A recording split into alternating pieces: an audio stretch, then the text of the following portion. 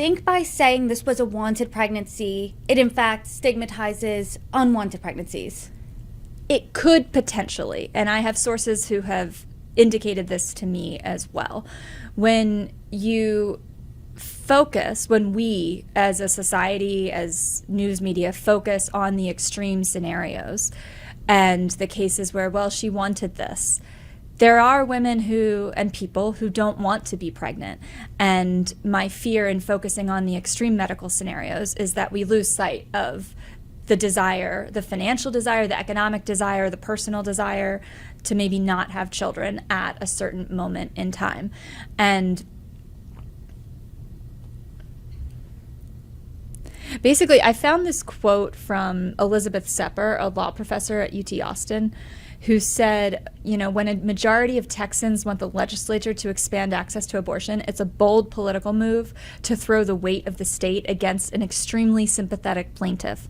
It shows that Texas politicians feel so shielded from any sort of electoral consequences related to attacks on women's equality that they're just going to keep on keeping on. And that was Elizabeth Sepper at UT Austin.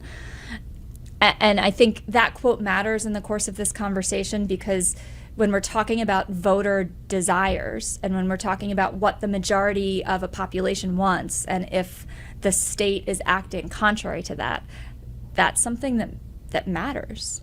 I do now want to zoom out just a bit and get the 30,000-foot view here. As you've said, this has really been a conversation since 1973, and I want to know, what are you watching out for next? I have about 3 things that I'm watching.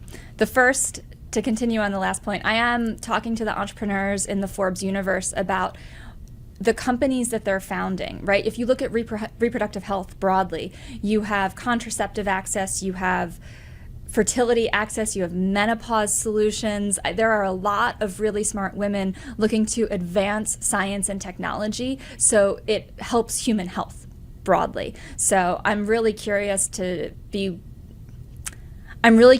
the way those companies grow. I'm curious to see the investors that fund those companies. I think that is the entrepreneurial angle that I'm watching for. That's number 1. Number 2, I know from my sources there are a number of ballot measures that are in the works for 2024, and they're still in certain states like Florida and Arizona seeking signatures on petitions to officially put an abortion vote on the ballot in the 2024 general election. So I'll be watching to see if those ballot measures pass.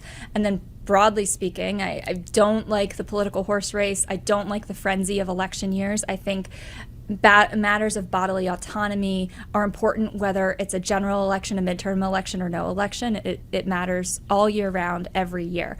But we have seen how this issue has galvanized voters in the 2022 midterms, and the election's just in November. So I will be watching the ways in which this issue shows up in 2024 and how it affects voter attitudes.